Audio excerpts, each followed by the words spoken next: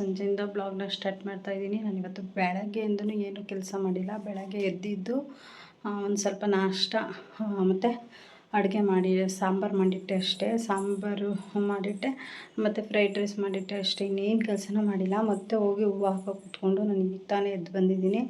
ಈಗಾಗಲೇ ಟೈಮು 6:30 ಆಗ್ತಾ ಬಂದೈತೆ. ಇವಾಗ ನಾವು ನೈಟು ಜೇನುಕಲ್ ಸಿದ್ದೇಶ್ವರ ಬೆಟ್ಟಕ್ಕೆ ಹೋಗಬೇಕು. ಅದಕ್ಕೆ ಈಗ ಎದ್ದು ಬಂದೆ. ಇಲ್ಲಾಂದರೆ 12 ಗಂಟೆ ಆದರೂ ಎದ್ದೊಳಕ್ಕಾಗಲ್ಲ. ಈಗ ಎದ್ದು ಬಂದು ನಾನು ಪಾತ್ರೆ ಇದ್ದಾವೆ ಮತ್ತು ಮನೆ ಒರೆಸ್ಬೇಕು.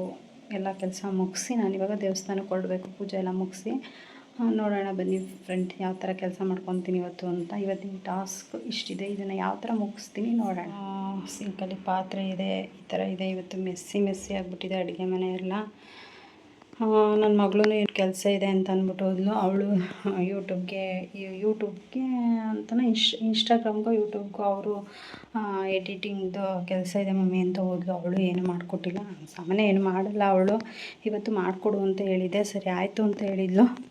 ಹಾಗೆ ಹೋಗ್ಬಿಟ್ಟಾಗ ನಾನು ಇದೆಲ್ಲ ಕ್ಲೀನ್ ಮಾಡಿ ಈಗ ನಾನು ಮತ್ತೆ ರೆಡಿಯಾಗಿ ಈಗ ಪಾತ್ರೆ ಎಲ್ಲ ತೊಳೆದು ಇದು ಮಾಡಬೇಕು. ಹೂವು ಹಾಕ್ತೀನಲ್ವ, ಅದು ಹೂವು ಹಾಕಿದ ಕೈಯಲ್ಲೇ ಮುಟ್ಕೊಂಡು ಕಣ್ಣು ಮುಟ್ಕೊಳ್ಳೋದಕ್ಕೆ ಅದು ಹಿಂಗೆ ನೆವೆ ಆಗುತ್ತೆ. ಹಿಂಗೆ ಉಜ್ಜಿ ಕಣ್ಣೆಲ್ಲ ಸ್ವಲ್ಪ ರೆಡ್ ಆದಂಗಾಗಿದೆ.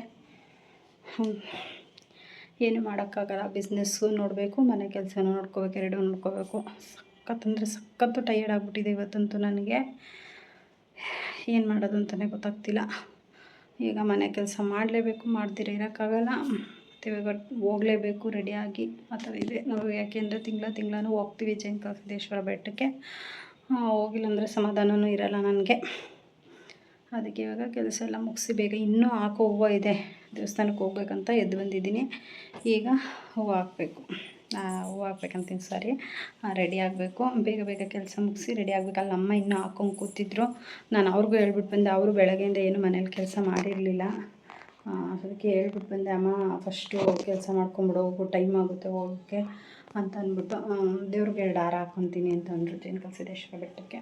ಸರಿ ಆಯಿತು ಹಾಕ್ಕೊಳ್ಳಮ್ಮ, ನಾನು ಹೋಗ್ತೀನಿ, ನನ್ನ ಕೆಲಸ ಜಾಸ್ತಿ ಇದೆ, ರೆಡಿ ಆಗಬೇಕು ಅಂದ್ಬಿಟ್ಟು ಬಂದುಬಿಟ್ಟೆ. ಈಗ ರೆಡಿಯಾಗಿ ನೋಡೋಣ, ಹೋಗೋಣ. ನಮ್ಮ ಯಜಮಾನ್ರು ಇನ್ನೂ ಎಷ್ಟೊತ್ತಿಗೆ ಬರ್ತಾರೆ ಅಂತ ಗೊತ್ತಿಲ್ಲ. ನೋಡಬೇಕು, ಅವ್ರು ಎಷ್ಟೊತ್ತಿಗೆ ಬರ್ತಾರೆ ಅಂತ ನೋಡಬೇಕು. ಬಂದಮೇಲೆ ಹೋಗೋದು. ಅದಕ್ಕೆ ಮುಂಚೆ ನಾನು ಮನೆಯಲ್ಲೆಲ್ಲ ಕೆಲಸ ಮಾಡಿ ಮುಗಿಸಿ ರೆಡಿ ಆಗಿದ್ದರೆ ಅವ್ರು ಬಂದಿದ್ದ ತಕ್ಷಣ ಹೋಗೋಕ್ಕೆ ಸರಿ ಹೋಗುತ್ತೆ. ಗೈಸ್ ಈಗ ಎಲ್ಲ ಕ್ಲೀನ್ ಮಾಡಿದ್ದೀನಿ. ಸ್ನಾನ ನೋಡಿ ಹಂಗಿದ್ದಿದ್ದು ಕಿಚನ್ನ ಹೀಗೆ ಕ್ಲೀನ್ ಮಾಡಿಬಿಟ್ಟು ಎಲ್ಲ ಪಾತ್ರೆ ತೊಳೆದಿಟ್ಟು ನೀರು ಸೋರ್ಕೊಳಕ್ಕೆ ಇಟ್ಟಿದ್ದೀನಿ. ಮನೆ ಒರೆಸಿದ್ದೀನಿ. ಮತ್ತು ಇಲ್ಲೆಲ್ಲ ಕ್ಲೀನ್ ಮಾಡಿಬಿಟ್ಟು ಬೆಡ್ಡೆಲ್ಲ ಇದೆಲ್ಲ ಮನೆಯೆಲ್ಲ ಒರೆಸಿ ಇಲ್ಲಿ ನನ್ನ ಮಗಳು ಮಲ್ಗೋಳೆ. ಇದೆಲ್ಲ ಪಾತ್ರೆಲ್ಲ ತೊಳ್ದು ಎಲ್ಲ ಮಾಡಿ ಈಗ ಸ್ನಾನಕ್ಕೆ ಹೋಗ್ತಾಯಿದ್ದೀನಿ. ಬಂದ್ಬಿಟ್ಟಿದ್ದಾರೆ ಅನಿಸುತ್ತೆ. ನಮ್ಮ ಅಣ್ಣ ಫೋನ್ ಮಾಡ್ತಾಯಿದ್ದಾರೆ ಅನಿಸುತ್ತೆ. ನಮ್ಮ ಯಜಮಾನ್ರು ಮತ್ತು ನಮ್ಮ ಅಣ್ಣ ಬೇಗ ರೆಡಿ ಆಗಬೇಕು. ನಾನು ಇವಾಗ ಹೋಗಿ ಸ್ನಾನಕ್ಕೆ ಹೋಗಿ ರೆಡಿ ಆಗಿಬಿಟ್ಟು ಮತ್ತೆ ಇವಾಗ ನಾನು ಸ್ನಾನ ಮಾಡಿಕೊಂಡು ಬಂದಿದ್ದೀನಿ. ಇನ್ನು ಪೂಜೆ ಮಾಡಬೇಕು. ಪೂಜೆ ಮಾಡಿ ನನ್ನ ಮಗಳಿಗೆ ಹೇಳ್ಬಿಟ್ಟು ಹೂವು ಎಲ್ಲ ತೆಗೆಸಿದ್ದೀನಿ ಫೋಟೋಯಿಂದ. ಈಗ ಹೂವು ಇಟ್ಬಿಟ್ಟು ಪೂಜೆನ ಮುಗಿಸ್ಕೊಂಡಿದ್ದೀನಿ. ನನಗೆ ದಾಸವಾಳದ ಹೂವು ಅಂದರೆ ಇಷ್ಟ. ಅಪ್ಪ ಗಿಡದಲ್ಲಿ ಬಿಟ್ಟಿತ್ತು ಅಂತ ಕಿತ್ಕೊಂಬಂದಿದ್ರು, ಅದನ್ನೇ ಇಟ್ಟು ಪೂಜೆ ಮಾಡಿದ್ದೀನಿ. ಹೂವು ಅಷ್ಟಿದ್ರು ಒಂದೊಂದ್ಸರಿ ಹಿಂಗಾಗುತ್ತೆ. ಈಗ ಮಳೆ ಹುಯ್ತಾ ಇದೆ. ಅಮ್ಮವ್ರ ಮನೆ ಹತ್ರ ಹೂವು ಐತೆ, ಅಲ್ಲಿ ಹೋಗಿ ತರೋಕ್ಕಾಗ್ತಾಯಿಲ್ಲ. ಅದರಿಂದ ಎಷ್ಟಿತ್ತು ಅಷ್ಟೇ ಇಟ್ಬಿಟ್ಟು ಪೂಜೆ ಮುಗಿಸ್ಕೊಂಡಿದ್ದೀನಿ. ಬಂದು ಫೋನ್ ಮಾಡಿದ ತಕ್ಷಣ ಕಾರ್ ಹತ್ರ ಹೊರಡಬೇಕು. ಹೊರಟ್ರೆ ಇನ್ನೇನು ಸಿಂಪಲಾಗಿ ರೆಡಿಯಾಗಿದ್ದೀನಿ. ನೈಟಲ್ವಾ ಅಂತ ಅಂದ್ಬಿಟ್ಟು ಏನು ಗ್ರ್ಯಾಂಡಾಗಿಲ್ಲ, ರೆಡಿಯಾಗಿಲ್ಲ. ಹೋಗ್ತಾನೆ ಇದೆ ಗೈಸ್. ಹಂಗೆ ಇಲ್ಲೇ ಮುಂದೆಗಡೆ ರೋಡೇ ಅಲ್ವಾ, ಅದಕ್ಕೆ ನಡ್ಕೊಂಡು ಹೋಗ್ತಾಯಿದ್ದೀನಿ. ಮಳೆಯಲ್ಲೇ ಹೋಗ್ತಾಯಿದ್ದೀನಿ. ಆಮೇಲೆ ಎಲ್ಲಿ ಅಂತ ಅಂದ್ಕೊಂಬಿಡಿ ಅಮ್ಮ. ಕ್ಷಮೆ ಧಮೆ ಉಪರದಿ ತಿಥಿ ಇಲ್ಲ ಸಮಾಧಾನ ಅಲ್ಲೇ ಕ್ಷಮೆ ಧಮೆ ಉಪರದಿ ತಿಥಿ ನಾನು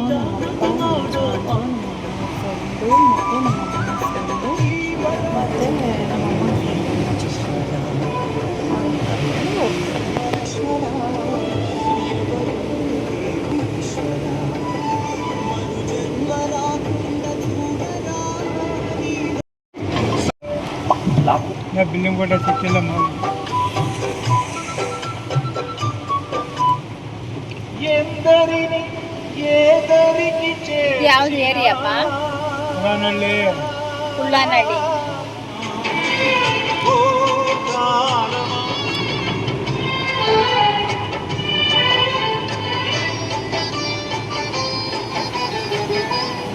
ಕೋಟೆ ನಮ್ಮ ಯಜಮಾನ್ರ ಊರು, ಅಲ್ಲೂ ಮಳೆ ಹೋಗ್ತೈತೆ. ಅಂದರೆ ನಂದು ಕೂಡ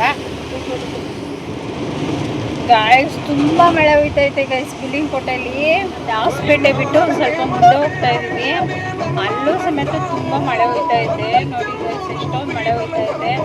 ಇವತ್ತು ಫುಲ್ಲು ಬೆಂಗಳೂರಿಂದ ಹಿಡಿದು ಹಾಸ್ಪೇಟೆಯಿಂದ ಒಂಚೂರು ಮುಂದೆ ಬರ್ತಿದ್ದೀವಿ, ಅಲ್ಲೂ ಮಳೆನೇ ಜಾಸ್ತಿ.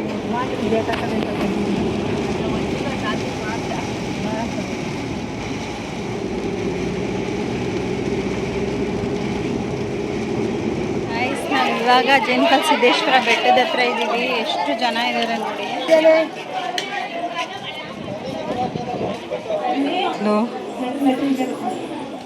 ಕತ್ಲು, ಇಲ್ಲಿ ಲೈಟು ಇಲ್ಲ, ಹತ್ಕೊಂಡಿದ್ದೀವಿ.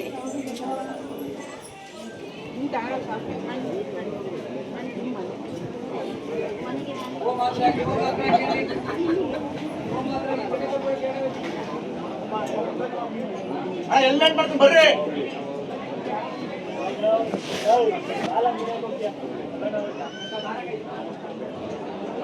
ಸ್ವಲ್ಪ ಒಬ್ಬನ ಪಾದ ಮಾತ್ರ ವಿಡಿಯೋ ಮಾಡ್ಕೊಂಡಿದ್ದೀನಿ, ನೋಡ್ಕೊಳ್ಳಿ. ಇನ್ನೊಂದ್ಸಲ ಯಾವಾಗಾದ್ರೂ ಹೋದಾಗ ಫುಲ್ಲು ವಿಡಿಯೋ ಮಾಡ್ಕೊಂಬರ್ತೀನಿ. ನಿನ್ನೆ ಫುಲ್ಲು ರಶ್ ಇತ್ತು, ಮತ್ತು ವಿಡಿಯೋಸ್ ಮಾಡ್ಕೊಂಡ್ಬರ್ತೀನಿ. ಇನ್ನೊಂದ್ಸಲ ಹೋದಾಗ ಚೆನ್ನಾಗಿ ವಿಡಿಯೋ ಮಾಡ್ಕೊಂಡು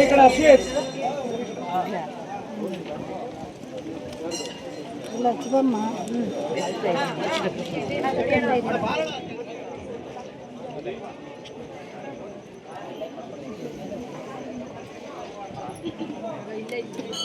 ಬಂದಾಗ ಫುಲ್ಲು ರಶ್ ಇತ್ತು, ಇಲ್ಲೆಲ್ಲ ಜಾಗನೇ ಇರಲಿಲ್ಲ. ಇವಾಗ ಫುಲ್ ಸ್ವಲ್ಪ ಖಾಲಿ ಹೊಡಿತಾ ಇದೆ ನೋಡಿ.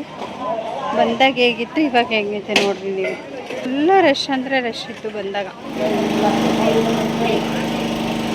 ಇದು ಕೆಳಗಡೆ ಇರೋ ದೇವಸ್ಥಾನ, ಇಲ್ಲೂ ಹೋಗಿ ಪೂಜೆ ಮಾಡಿಕೊಂಡು ಕೈ ಮುಗ್ಕೊಂಡು ಬಂದ್ವಿ.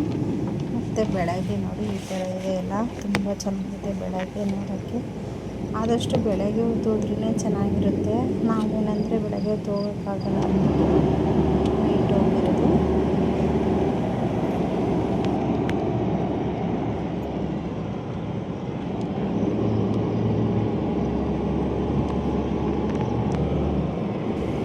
ನಿದ್ದೆ ಮಾಡಿಬಿಟ್ಟಿದ್ದೆ, ಕಣ್ಣೇ ಬಿಡೋಕ್ಕಾಗ್ತಾಯಿಲ್ಲ. ಕುತ್ಕೊಂಡು ಮತ್ತು ನಮ್ಮ ಯಜಮಾನ್ರಿಗೂ ಅಪ್ಪ ಮನೆ ಹತ್ರ ಟೈಮ್ ಆಗಿದೆ. ಅವರು ಫಾರೆಸ್ಟ್ ಗಾಡಿ ಓಡಿಸ್ಕೊಂಡು ಬರ್ತಿದ್ದಾರೆ. ನೈಟೆಲ್ಲ ಅಣ್ಣ ಓಡಿಸಿದ್ರು, ಓಡಿಸ್ಕೊಂಡ್ರು. ಮತ್ತು ಇವಾಗ ಮನೆಗೆ ಬಂದು ಈಗ ದೇವಸ್ಥಾನ ಎಲ್ಲ ಮುಗಿಸ್ಕೊಂಡು ಅಮ್ಮವ್ರ ಮನೆ ಹತ್ರ ಬಂದೆ.